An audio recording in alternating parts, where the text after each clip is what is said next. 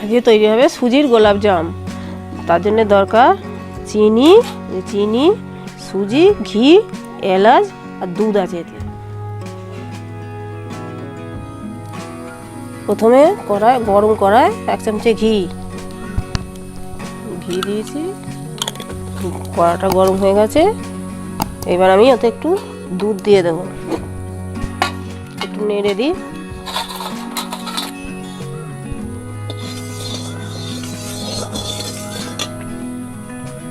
পরিমাণ মতো দুধ,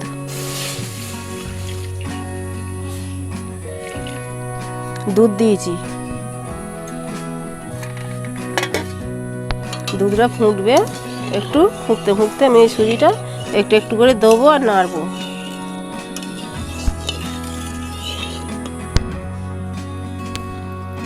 দুধ ফুটছে, আমি একটু করে সুজি দেবো, নাড়বো। একবারে দিলে ঢালা হয়ে যাবে, হবে না। অল্প অল্প সুজি দেবো আর নাড়বো।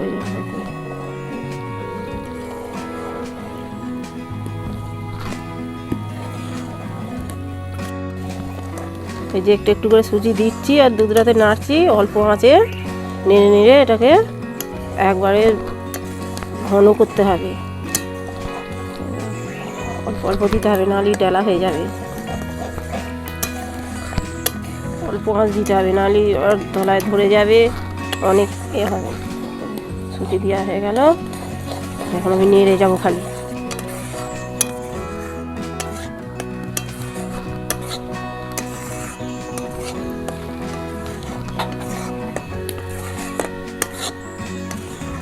এই যে হয়ে গেছে, একদম আটা হয়ে গেছে। এটা আমি নামিয়ে ফেলবো। এবার রসটা একটু বসিয়ে দেবো, নামিয়ে থালায় তুলে ফেলবো। আমি কড়া শুদ্ধ নামিয়ে নেবো। এই যে থালায় তুলি, এটাকে একটু ভালো করে ঘি হাত করে ফেসে নিতে হবে। আমি রসটা বসে দিই আগে, একটু ঠান্ডা হতে ঠান্ডা হবে। একটু ঠান্ডা হলে এটা একটু করবো। আমি রসটা বসি। 2 কাপ জলে 1.5 কাপ চিনি দিয়ে এই রসটা হোক, ততক্ষণ আমি এগুলো পাকিয়ে ফেলি। একটু ঘি হাত করে পাকাবো আমি। এটা ফুটুক, ঘি হাত করে নিয়ে পাকিয়ে নেব। একটু ভালো করে 2 মিনিট থেসে নেবো। ঘি হাত করি যে, এই যে ঘি হাত না করলে হাতে জড়িয়ে যাবে। ঘি হাত যত করবো তত ভালো হবে।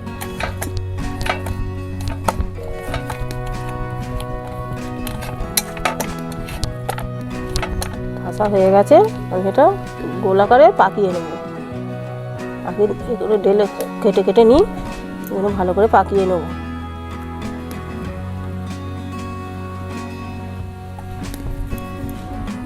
এই যে এইভাবে চেপে আগে নিতে হবে, নিয়ে বোলটা এইভাবে করতে হবে। একদম ফেটে গেলে হবে না। একে পরিষ্কার করে গোল করে এইভাবে পাকাতে হবে। এরকম ভালো করে চেপে নিতে হবে আগে, নাহলে ফেটে যাবে। এইভাবে ঘি হাত করে নিতে হবে আগে, নাহলে হাতে জড়িয়ে যাবে। ভালো করে ঘি হাত করে নিয়েছি, নিয়ে গোলগুলো এইভাবে করতে হবে। একদম গোল করে করতে হবে। পরিষ্কারভাবে হয়েছে। এই যে 13টা পাকানো হয়ে গেছে আমার। এবার যত গোল করতে পারবেন তত ভালো হবে জিনিসটা, একদম দোকানের মতো হবে। ফেটে গেলে হবে না। একদম পরিষ্কার করে গোল করে নিতে হবে। যে থাক, হয়ে গেছে। রস ফুটছে, ওটা দেখতে যাই। রসটা হয়ে গেলে এবার এগুলো ভেজে নেব। রসটা ফুটছে, দেখে নিই। আরেকটু হবে, আরেকটু ফুটুক, আরেকটু হবে, আরেকটু চিট হবে, হয় না। রসটা ফুটছে, এতে এলাচ দিয়ে দিই, সেন্ট ছাড়বে। রস হয়ে গেছে, চিট হয়ে গেছে। এবার আমি নামিয়ে নেবো এটা। এবার ওগুলো ভেজে নেবো। রস হয়ে গেছে, রসটা এতে ঢেলে রাখি। এবার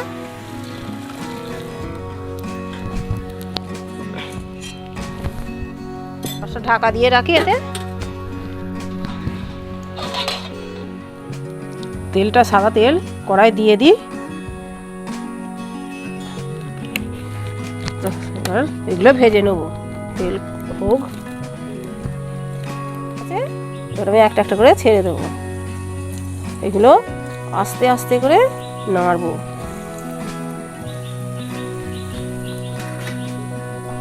খুব আঁচ দিলে হবে না, হালকা আঁচে এরকম নেড়ে নেড়ে চারদিকটা যাতে হয় লাল হবে, এইগুলো নেড়ে নেড়ে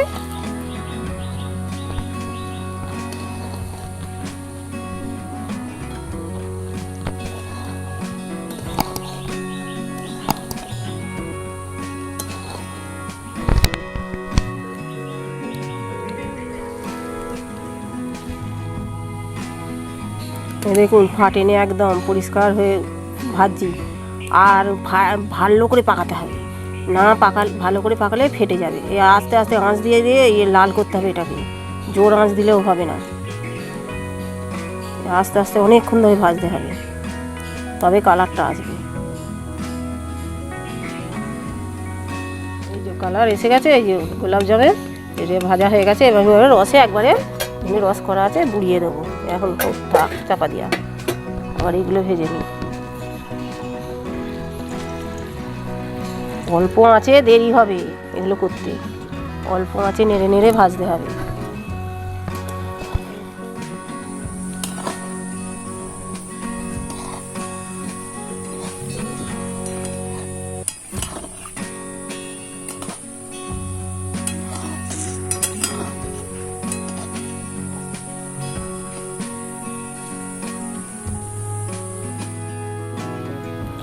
এই অল্প আঁচে ভালোভাবে ভাজা যায় এগুলো। ও বেশি আঁচ দিলে ওপরটা খড়ে যাবে, ভেতরটা ভালো হবে না। এই ভেতর শুদ্ধ একদম পরিষ্কার ভাজা হয়ে যাচ্ছে, খেতেও টেস্টি হবে, রসও ঢুকবে, এতে ভালো হবে। বেশ অল্প আঁচে করছি, একদম দোকানের মতন ভাজা হচ্ছে, কালারটা ঠিক এসে যাচ্ছে। অল্প আঁচে করতে গেলে দেরি হচ্ছে, এই জন্য। হয়ে গেছে এগুলো, এবার তুলে দিচ্ছি, কালার এসে গেছে।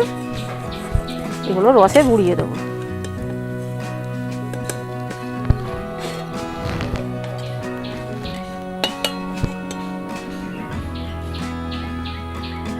এই রসের 1 ঘন্টা চারেক থাক, রস ঢুকে যাবে, আপনি ভেসে উঠবে। দেখুন না, এই ভালো করে নেড়ে এই রসটা এরকম করে এতে লাগিয়ে দিতে হবে। এখন ঘন্টা চারেক থাকলে তবে রসটা ঢুকবে। একটু এরকম করে নেড়ে নেড়ে দিতে হবে, তুলে তুলে। এলাচ দিয়ে আছে, এ দিয়ে আছে, এখন সেন্ট খেতে হবে। থাক চাপা দিয়া। সুজি গোলাপ জাম রেডি। এবার নরম তুলতুলে একদম দোকানের মতো দারুণ খেতে। আমি কেটে দেখিয়ে দিচ্ছি। এই যে কীরকম নরম হয়েছে দেখুন না, কেটে দেখিয়ে দিচ্ছি। একবারে নরম তুলো, একবারেতে দোকানের মতো। 4 ঘন্টা করে রেখে রসেতে বুড়িয়ে রেখে দিয়েছিলাম, 4 ঘন্টা পরে এটা একবারে নরম তুলতুলে হয়ে গেছে, একদম। এই দেখুন একদম দোকানের মতো নরম তুলতুল করছে।